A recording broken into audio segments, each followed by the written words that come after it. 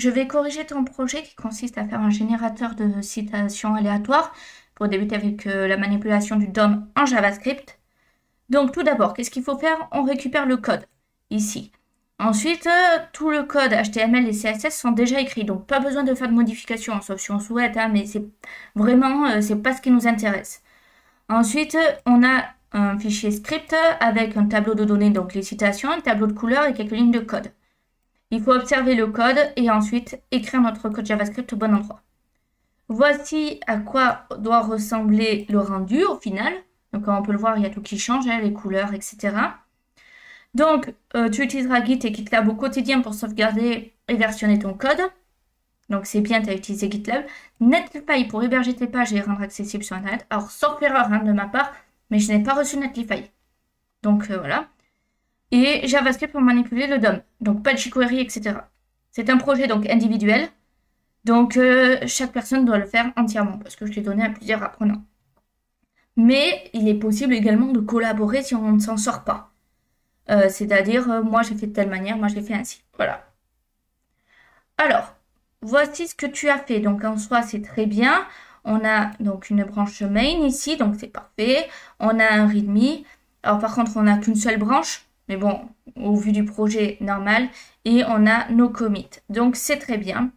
Et voici le rendu auquel tu es parvenu. Donc ça, c'est bien. Donc maintenant, si on regarde ton code, ici, si on regarde ton readme, donc c'est bien. Voilà, mais le truc qui te manque, le Netlify, etc. Donc le fait que tu l'aies fait en anglais, c'est bien aussi. On ne sait pas non plus par contre les technos que tu utilises, mais on se rend doute au vu du petit projet.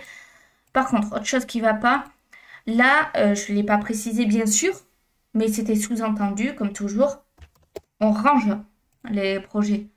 Ça veut dire que là, il nous manque donc où ranger nos fichiers. Donc ça veut dire que ceci, il aurait fallu que tu les re-ranges. Donc, c'est pas dramatique. On va juste faire ./css /style.css. Comme ceci. Ensuite, pareil pour le script. ./js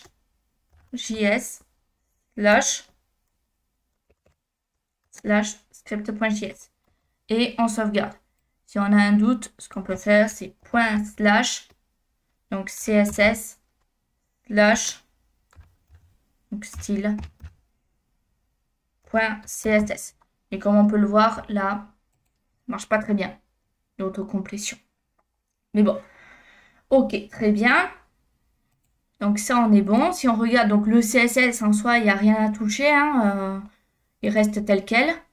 Et si on regarde le script, donc on descend. Donc là, on a toutes nos citations. Donc on va tout à fait en bas. Voilà. Parce que c'était ici qu'on nous disait de compléter. Donc là, il y a ici les fonctions à faire. Et voilà. Donc ce que tu as fait, c'est très bien. Là-dessus, tu as été chercher ce dont tu avais besoin dans la documentation JavaScript, etc. Donc si tu as des doutes, tu peux également commenter ton code, c'est-à-dire mettre comme ceci là, et expliquer le code que tu as fait. Donc pour moi, c'est très bien, rien à redire, continue comme ça.